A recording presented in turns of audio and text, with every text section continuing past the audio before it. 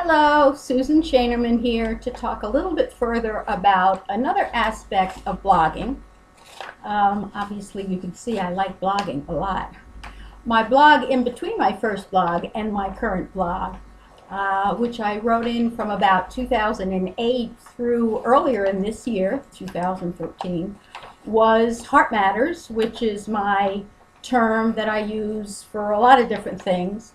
I used to have the tagline be "There's art in every heart," and ART was all capitalized and the other was all lowercase. I changed it a while back to Heart Matters, Reclaim Your Creative Power. And creative power is a passion of mine. Actually, I had a thought earlier today, and it came to mind that part of my purpose is to help wake people up. And when I say wake people up, I mean wake people up to their own personal truth, to their dreams, to their passions.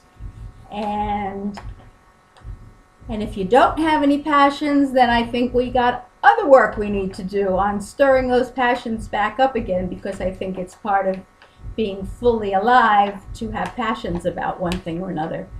One thing I wanted to say about passions is a lot of times people will say, oh, if I had a blog, I wouldn't know what to write about. Well, writing about a passion is very common to how people start their blogs, like I said with Julie Powell.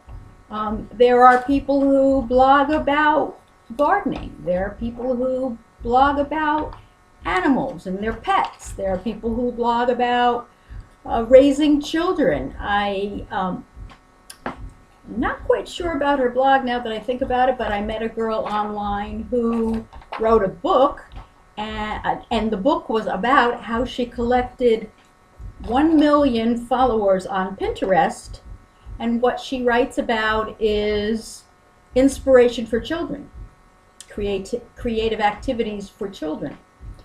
And if I'm not mistaken, her blog is about that. So there's no restrictions and no limits to what you could write about. And there's so much information out on the internet as it is. YouTube, Googling articles and whatever. There's no shortage of information. And you can get other people to guest blog for you.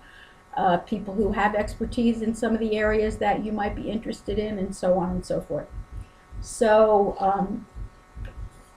writing about your passion, and then better than that, being able to turn that into a money-making vehicle. I mean, what could be better than that? Earning your living from your passion. I mean, that's like, I guess, that's it, the epitome. But in terms of creativity and waking up the creative spirit, I would have to say that my first mentor along those lines was Julia Cameron, who wrote The Artist's Way back in the 1990s. And I discovered her through a friend who introduced me to the book in about, I would say, 1995 or 1996. And I fell so in love with the book, and it spoke so deeply to me that I immediately started telling people about it, and they said, oh, if you do a class, I'll take the class with you. So the next thing I knew, I had people in my living room, and I was going through the exercises of The Artist's Way, and a lot of testimonials of the experiences that people had doing the Artist's Way program with me are actually on my blog, my current blog site, susanshainerman.com, under testimonials. So if you're curious about that, you could check that out. But here's a quote from Julia, and I think it says a lot, and I'm going to tie it back to something else in a minute. She says, the creative process is a process of surrender, not control. What we really want to do is what we are really meant to do. When we do what we are meant to do, money comes to us, doors open for us. We feel useful, and the work we do feels like play to us. Couldn't say it any better than that. That's why I read her quote. Creativity is not something out on the shelf. It's not something relegated to only those artsy-fartsy people in the world. Creativity, or the creative spirit, is, first of all, so I read somewhere last night, someone said it's hardwired into human beings, the ability and the need to express creatively. And I've been saying that for a long, long time.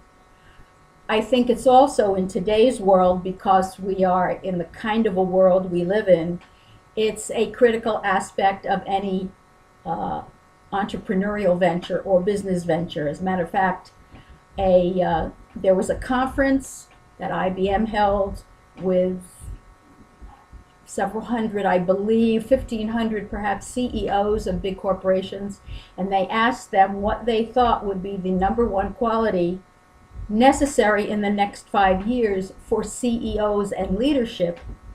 And the answer, without question, was creativity.